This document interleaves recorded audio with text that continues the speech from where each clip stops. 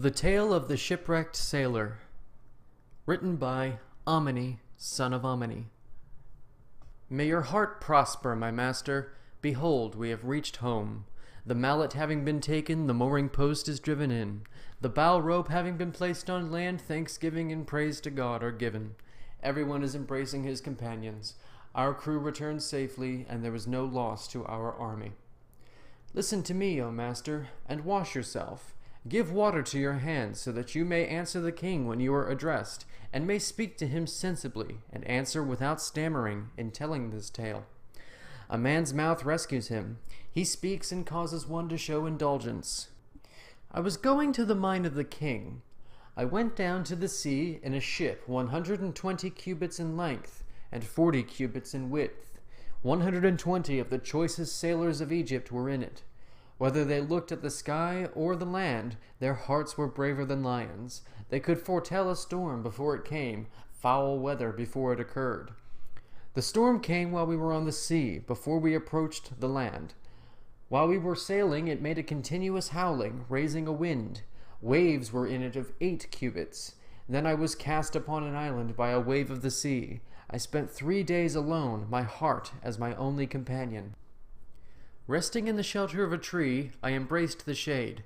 I found figs and grapes there. Leeks and cucumbers were there, as though cultivated. Fish were there, together with birds. There was nothing that was not within it. Then I satisfied myself and placed some of it on the ground. I made fire, and there made a sacrifice. And then I heard the hungry voice of the raging storm strike. What was it moving quickly, fast approaching, landing right before me? I thought it was a wave of the sea, or people taking refuge from the waves in the mouth of the channel. Trees broke, and the earth shook. What is this in the water? Facing it, I crouched, as it was approaching quickly. I covered my face, but when I uncovered it, I found that it was a snake that was coming. It was 30 cubits long, his beard greater than 2 cubits.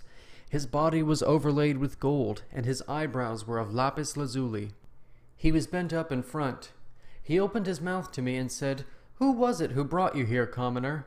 If you fail to tell me who brought you to this island, I will cause you to know yourself, you being as ashes, having become as one who is not seen." He was speaking to me, but I did not hear it. I was in his presence, but I was ignorant of myself. Then he placed me in his mouth and took me to his dwelling, his place of happiness, and set me down untouched, I being uninjured, nothing being taken from me. He opened his mouth to me while I was on my belly in his presence. Then he asked me, "Who has brought you, commoner? Who has brought you to this island in the sea?"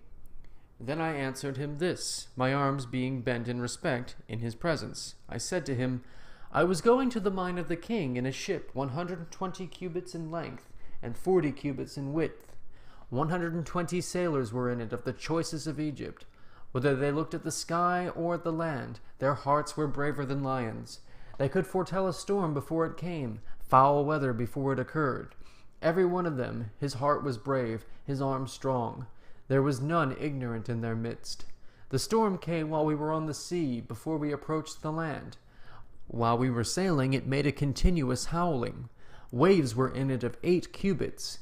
Then the boat died, and of all those that were in it not one remained, except me. Behold, I am at your side. Then I was cast upon this island by a wave of the sea. Then he said to me, "Do not fear, commoner, for it is God who caused you to live.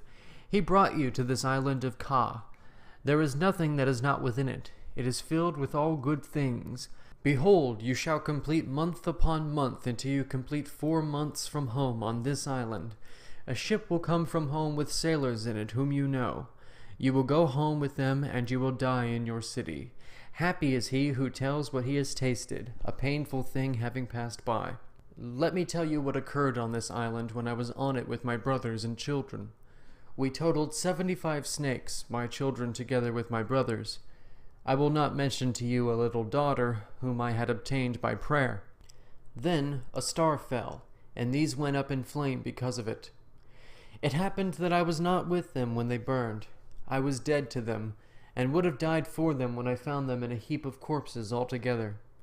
If you are strong, subduing your heart, you will fill your embraces with your children. You will kiss your wife. You will see your house. for it is more beautiful than anything.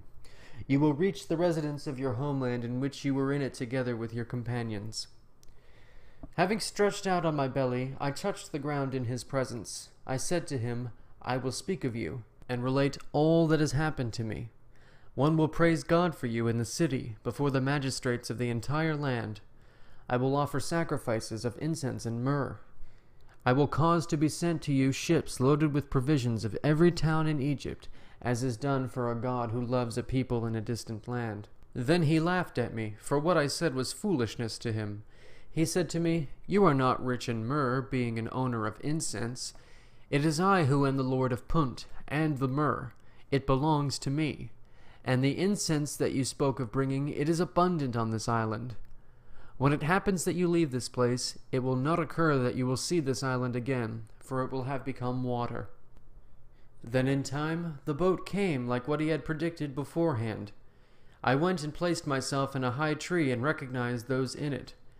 Having gone to report it, I found that he knew it, and he said to me, Health, commoner, to your house so that you may see your children. Make my name good in your town. That is my due from you. Then I placed myself upon my belly, my arms bent in respect before him. And he gave to me a great quantity of myrrh, oils, spices, perfume, eye paint, giraffes' tails, great lumps of incense, elephants' tusks, greyhounds, monkeys, baboons, and all kinds of precious things. Then I loaded them upon this boat, and it happened as I placed myself on my belly to give thanks to him, that he said to me, Behold, you will approach home in 2 months. You will be full, you will embrace your children, you will be young in the home where you will be buried. Then I went down to the river bank, and called to the sailors who were in this boat. I gave praise upon the bank to the Lord of this land, and those in it did likewise. It was a sailing which we did downstream to the palace of the king. We approached the residence after 2 months, which he had said. Then I entered it before the sovereign, and I brought to him the gifts which I had brought out of this island. Then he gave praise to me before the magistrates of the land to its ends. I was made a follower, and I was endowed with 200 servants. See me after I returned to the land of Egypt, after what I saw and tasted. Listen to my mouth, for it is good for people to listen. Then my master said to me, Do not continue, my arrogant friend. One does not give water to a bird at dawn that will be slaughtered in the morning. And so it is done, from its beginning to its end, as it was found in writing, a scribe cunning of fingers, Ameni, son of Ameni.